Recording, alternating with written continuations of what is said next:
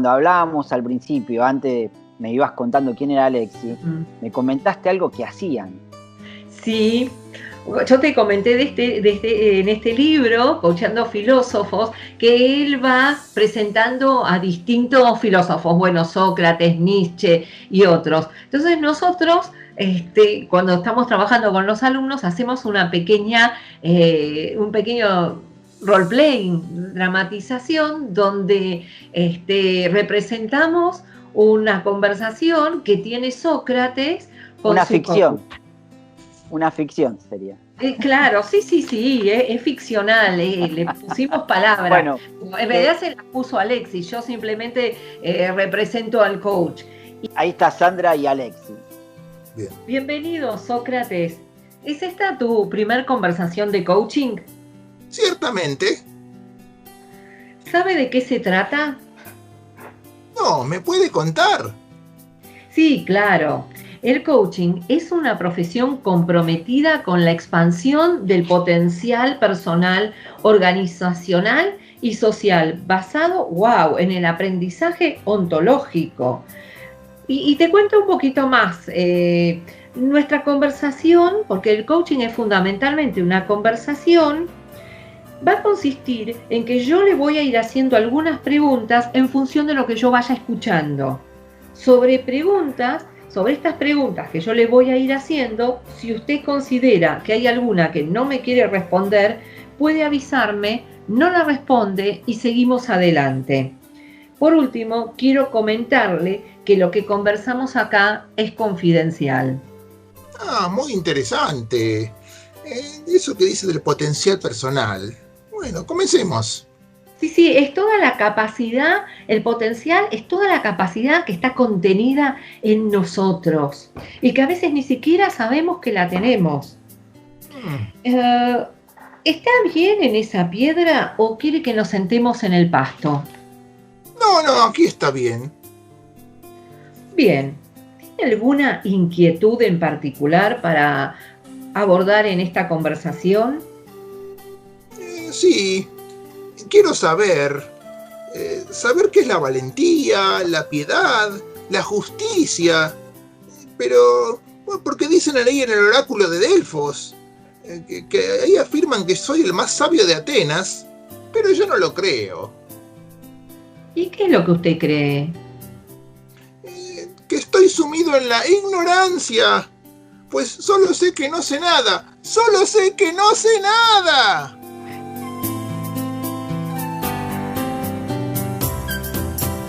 Hoy tenemos con nosotros a Alexis Vidal. Te cuento un poco. Primero, Alexis Vidal es uno de nuestros profesores estrella dentro de la formación de liderazgo y coaching de nuestra escuela. Él nos comparte la mirada filosófica y sabes que es muy importante porque nosotros, cada uno de acuerdo a la época, de acuerdo al momento histórico, las prácticas sociales, tenemos una mirada de las cosas, de la manera como hay que vivir, cómo hay que interrelacionarse con los otros, resolver los problemas, que está muy atravesado por el pensamiento de la época. Y esto nos ocurre sin darnos cuenta, decimos que es en transparencia. Bueno, y invitamos a Alexis a trabajar con los alumnos este tema, a tomar conciencia de cómo pensamos lo que estamos pensando. Y eso nos abre un margen de libertad, nos pone en contacto con nuestra fuerza creativa. Qué bueno de los invitados que nos está trayendo Sandra, de cada uno sacamos un montón de cosas.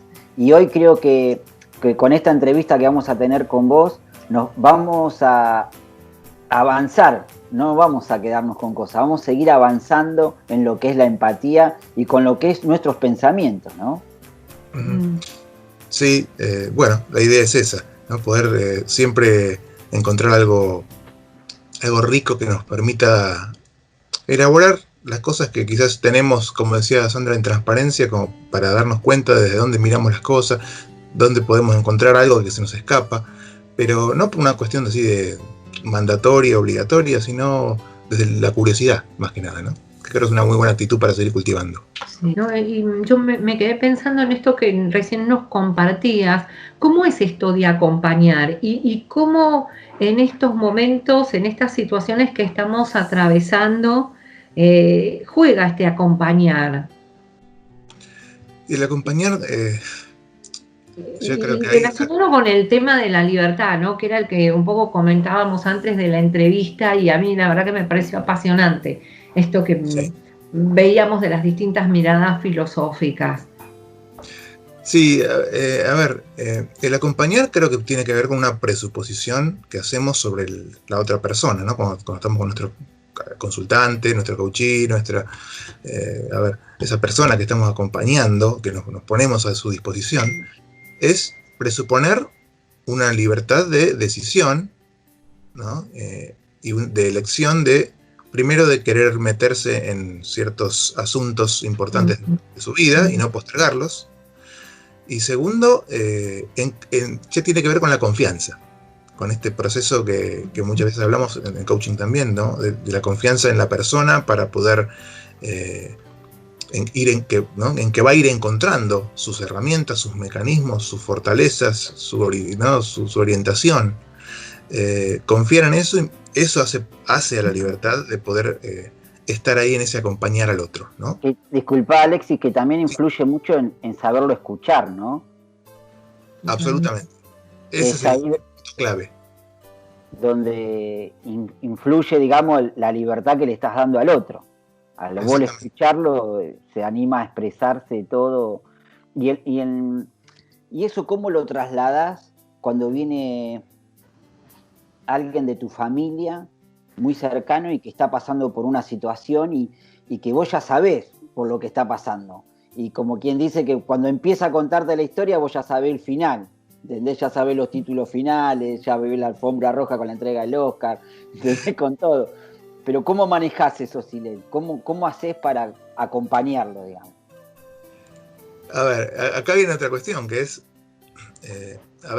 esto que vos decís, Ale, saber, en realidad, más que saber, puedo suponer. Ese saber quiere decir que yo me compro mi propia historia, que ya sé lo que va a pasar. Y no sé, creo que una de las cosas que aprendemos en ambas profesiones es escuchar con apertura. Es decir, a ver qué trae esta persona, porque por más de que me resuene mucho y que yo creo que ya sé por dónde va o a dónde va a terminar, no deja de ser una historia mía. O sea, que no tengo que comprármela como la certeza, ¿no? Entonces, ahí aparece el espacio de libertad. Escuchar desde el desprejuicio. ¿Sí? Alexis tiene un libro, mira que justo acá lo tengo, que se llama Coacheando Filósofos, y ahí uno de los filósofos, él va teniendo conversaciones de coaching con distintos filósofos, y uno de estos filósofos justamente es Sócrates, y a través de la mini bio de Sócrates, él habla de la partera. ¿Cómo es esto? ¿Te acordás que hablamos de la partera, de la mayéutica? Exactamente. Bueno, el método socrático es fundamental en esta actitud de querer acompañar a la otra persona en un andar conjunto, ¿no? Donde, como decíamos, no indicamos qué tiene que hacer, cuándo. O sea, el único método que se sigue es el de, digamos,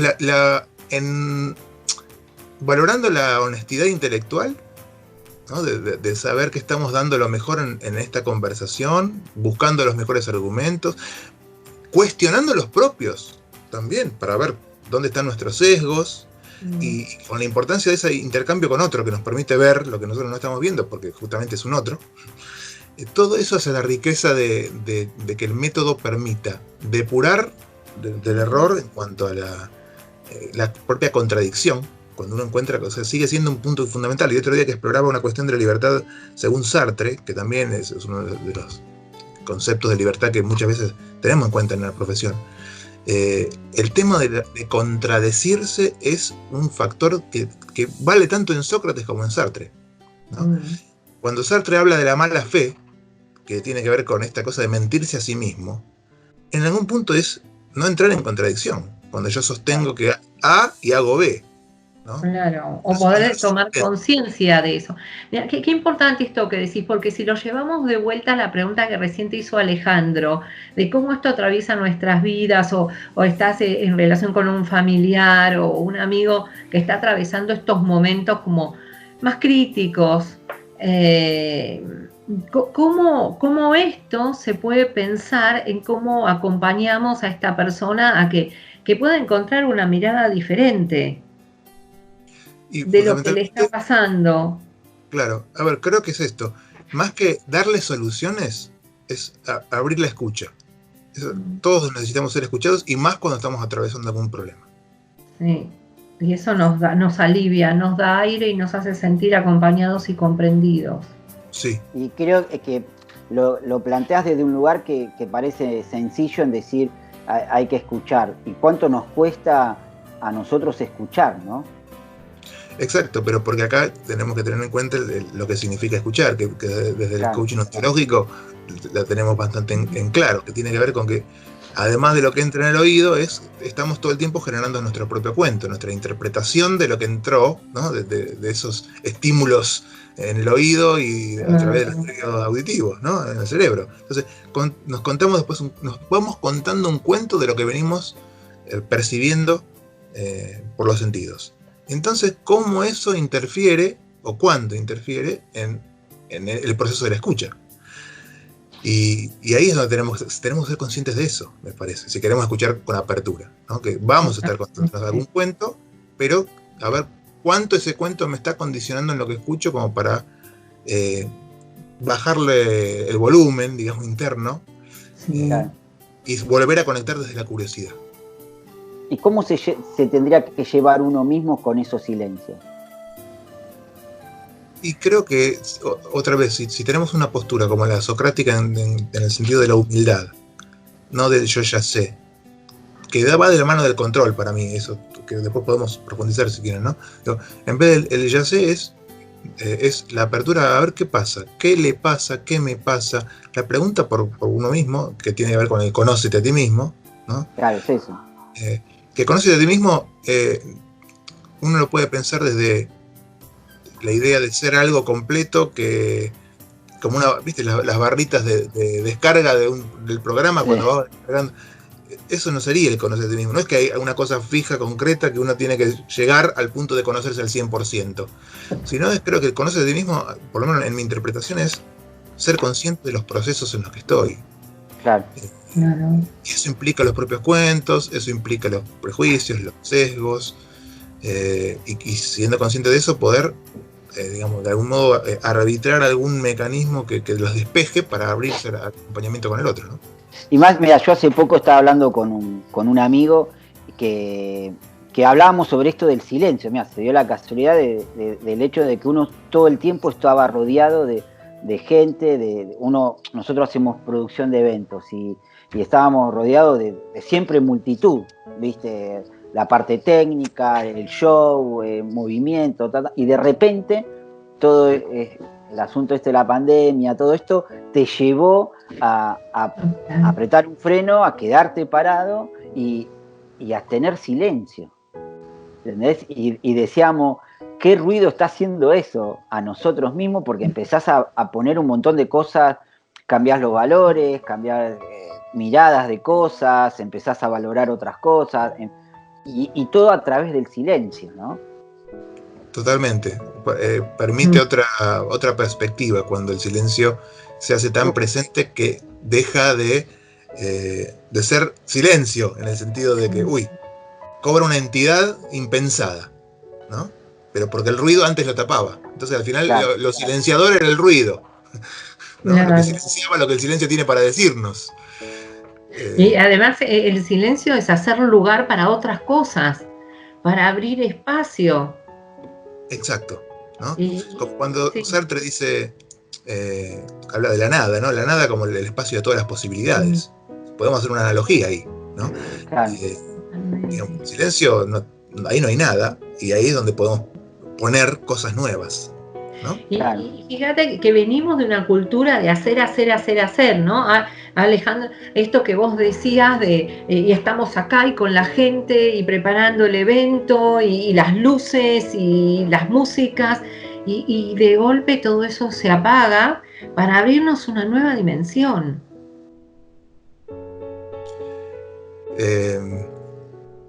Ahí lo que se me vino a la mente es esto que traen varios filósofos, ¿no? Que tiene que ver con la vita contemplativa, ¿no?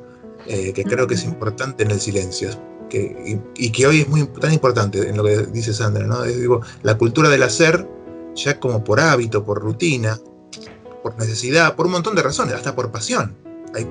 A veces nos apasiona estar haciendo, ¿no? Digo, pero esto que después hay algunos filósofos que empiezan a pensar sobre esto de a dónde vamos con un hacer constante que termina transformándose en una exigencia desmedida. Nosotros en distintos niveles trabajamos mucho el tema de la exigencia, sí, porque está en transparencia para mucha gente, o sea, le pasa desapercibido estar en un modo de una exigencia atroz, ¿no? Porque hay que hacer, y porque no hacer, ese espacio que es el del silencio, el espacio de la nada, el espacio del ocio, el espacio de la contemplación, eso no tiene lugar, porque es pérdida de tiempo. Sí, aparte también se mezcla con el tema de la soledad, ¿no? Claro. En el medio. Y quizá uno, cuando hablamos de esto del silencio con mi amigo, hablábamos sobre el tema de la soledad, que a veces la soledad en más de una oportunidad tuvo muy mala prensa, digamos. ¿Entendés? Como que la soledad te llevaba a que era algo malo, que la soledad era que te ibas a quedar solo, que no te ibas a casar nunca, que no ibas a tener concretar nada, que ibas a terminar solo, ¿entendés? Claro, esa imagen triste. Claro, eso de que te tiraba para abajo, ¿viste? Que era vos, el perro y el muelle, y te tirabas, ¿entendés? Sí. Pero hoy la soledad que nos lleva a todo esto, y estos silencios nos enseñan a hacernos amigos, y como decía Sandra, y que empieza a darnos oportunidades a otras aperturas. Sí, igual yo creo que eso ocurre antes de que esto no va a permanecer. Para poder, creo que si nos dijeran, ahora estás condenado, ¿no?, de acá a la eternidad a la soledad, es distinto la valoración de la soledad que podemos hacer, que creo que sí tiene que ver con esta cuestión trágica que hablábamos recién, ¿no? Digo, la soledad no es un problema. El problema es aprender a convivir con ella, que es convivir con nosotros mismos en realidad. Por el tiempo que sea necesario. Necesitamos equilibrios. El problema pasa a ser cuando ya creemos que una u otra cosa son permanentes para siempre y estamos condenados a ello. Entonces ahí perdemos la libertad. Entonces la soledad puede estar buena, pero no me condenes a ella porque no me va a gustar. Siempre quiero estar en casa y no quiero dejar de laburar, quiero ir en casa. Bueno, ahora tenés que quedarte en casa. No, ahora yo quiero mi libertad. O sea, hay un montón de cosas. O sea, no me digan lo que tengo que hacer, aunque lo haga. O sea, si lo tengo que hacer, lo quiero hacer yo. Ahí muchas veces radica esta idea de libertad que tenemos, porque creemos que se basa en elegirlo y en que podríamos dejar de elegirlo en cualquier momento. Eso creo que es una cuestión esencial que tenemos de la percepción de la libertad. Yo puedo hacer esto, pero también puedo dejar de hacerlo cuando yo quiera.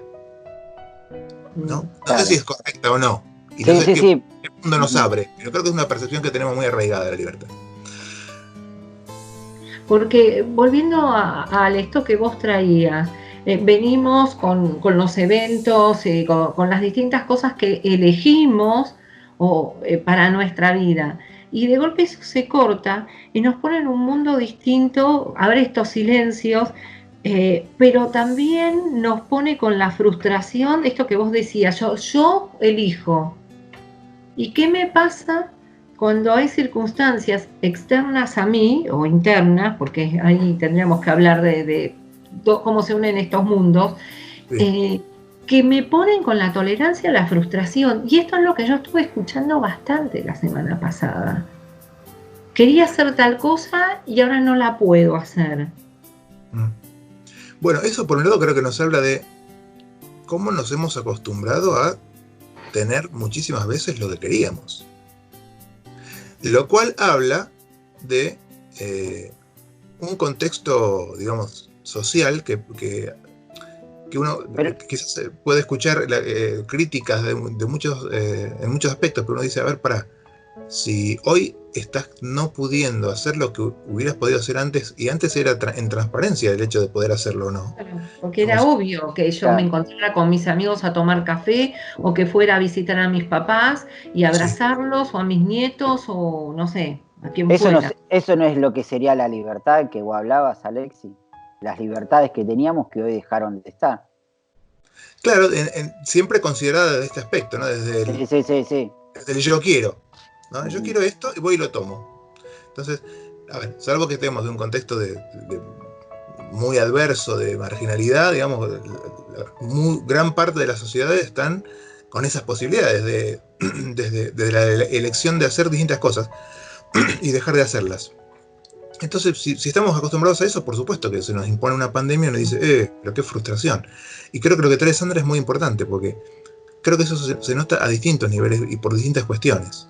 No solamente por cuestiones de pandemia, es lo que también Han habla de la hipertrofia del yo, ¿no? El yo quiero esto, entonces voy y lo tomo. ¿Sí? Claro. Y a ver, ¿quién viene bien preguntarnos, digamos, la vida consiste en eso, solamente en ir por lo que uno quiere, en el sentido de casi caprichoso? Lo que yo quiero voy y lo tomo, y si no, la vida es una porquería, digamos, o el mundo es atroz. Entonces eso entra nos lleva al discurso de que soy víctima del mundo. Perdemos capacidad y poder. Yo creo que sí, y esta es una concepción para pensar de libertad, es cómo usamos el tiempo que tenemos, y ahí está la libertad. Claro, tal cual. Y que era lo que estaba por decir, que digamos, yo estoy aprovechando a full esta libertad de poder escucharlo a ustedes dos y escucharte a vos también, cómo explicar las cosas y cómo queda uno, así como digo, siempre aprendiendo y diciendo, es verdad, tengo que empezar a valorar este tiempo que nos toca vivir, en este tiempo que sabemos que es corto, o que se hace largo, o que va a haber un final, ¿entendés? Y aprovecharlo. Yo lo quiero aprovechar al máximo esto. Yo no quiero... Yo entré en este camino, que es en esta pandemia, digamos, que todos entramos en esta cuarentena. Yo entré de una manera y yo sé que voy a salir de otra, pero no quiero salir de una manera que voy a estar... mirá cómo entré 10 puntos y voy a salir 3 puntos, ¿entendés? No, al contrario, yo entré 10 puntos y me voy a ir 11, 12, 15 puntos, porque voy a salir con un montón de aprendizaje de esto, ¿no? Y que eso es una de las cosas que lo que vos venís diciendo, Alexis, es que está buenísimo, es eso, de tener esas libertades, de saber escucharnos, de saber dónde estamos parados y aprender de todo esto. Exactamente, es mirarnos en nuestras actitudes, ¿sí? Y con con humildad como valor, para reconocer que no lo sabemos todo y no lo podemos todo, reconocernos también en nuestras capacidades, capacidad de ser conscientes, capacidad de pensar, capacidad de sentir, que es lo que nos conecta con los demás, ¿no? La empatía cognitiva, la empatía afectiva, son dos posibilidades que siguen acercando, y la posibilidad de conversar, ¿no? Como cuestión más ética, ¿sí? Que es un trabajo, el trabajo de cada uno con cada uno de nosotros. Es no esperar que nos solucionen las cosas de afuera las cosas son afuera de cada uno de nosotros, ¿no? Sí. Son todo muy errático, y podemos encontrar tramas de poder del otro tipo, ¿no? De imposiciones y de dominio. El poder del potencial, el poder de la posibilidad está en cada uno de nosotros desde lo ético, y tiene que ver con el trabajo que tengamos cada uno de nosotros, en reconocernos, en conocernos y en abrirnos al otro, porque dejamos de ver una amenaza en ese otro. ¿Sí? Claro, tal cual. ¿No? Que nos invite a confiar. Y ahí está la posibilidad de conexión.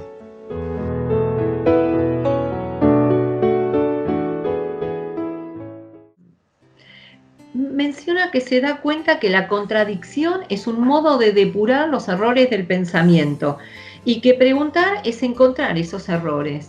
¿A qué se refiere con preguntar? Y preguntarle a la gente, como me viene preguntando usted. ¿Y a quién le preguntaría?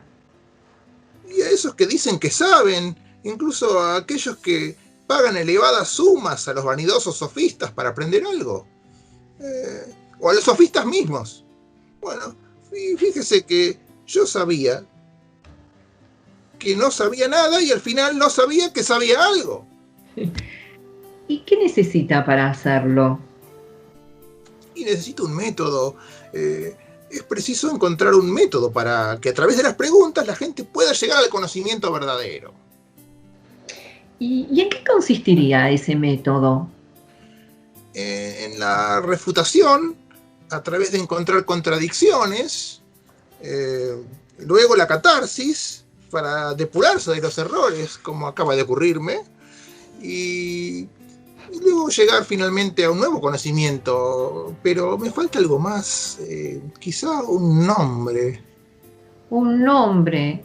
Entonces... Ya sé. Haré un homenaje a mi madre, que como era partera, bueno, y yo ahí ayudaré a dar a luz nuevo conocimiento. Entonces el método se llamará mayéutica. Por Maya, la diosa de los partos. Y me pregunto, ¿hay algo que le pueda impedir o dificultar esta tarea que usted se propone, Sócrates? Y debería hacerlo en un contexto de tranquilidad, sin las interrupciones y regaños de mi esposa Jantipa. ¿Y eso se le presenta como algo posible para su vida? Digo, ¿es viable que consiga estar en esa tranquilidad? Y, sí, claro, debería hacerlo por la mañana bien temprano, cuando ella duerme.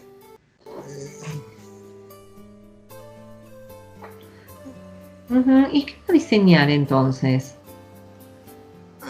Ya sé. Voy a hacer las preguntas fuera de casa.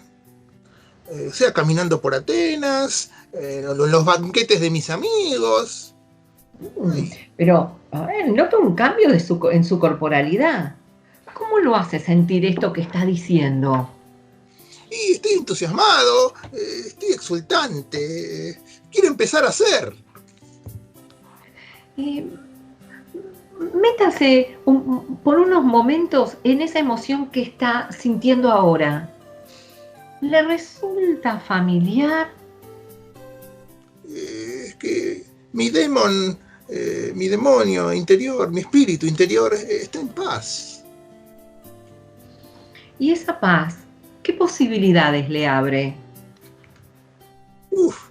Esto me abre tantas cosas que me encantaría abordarlas en otra conversación.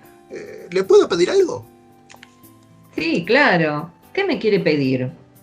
Esta piedra estuvo bien, pero la próxima vayamos hacia la sombra.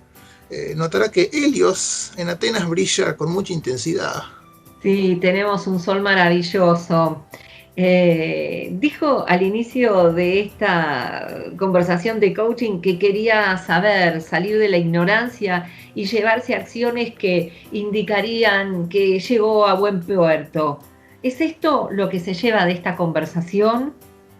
Sí, llevo un método, dónde y con quiénes realizar mis preguntas para salir yo de la ignorancia y ayudar también a los otros a salir de la ignorancia. ¡Efaristos! ¿Qué? ¿Cómo? Efaristópoli, muchas gracias. De nada. Algo me dice que tendrá éxito y que su método hará historia. ¿Qué piensa sobre esto? Sócrates, Sócrates. Bueno, ahí estamos. Ahí está. Sócrates y el modelo de una conversación de coaching. Las dos cosas. 2 en 1. Así es, Muy bien, 2 en 1. Eso es el espíritu de esta propuesta que hemos armado con Lionel y con Emiliano. Así que, bueno, gracias otra vez por permitir traerlo como ejemplo de filosofía y de coaching. Bueno, gracias a los dos, ¿eh? Gracias, Sandra. Nos vemos. Gracias, Alejandro. Gracias, Alexis.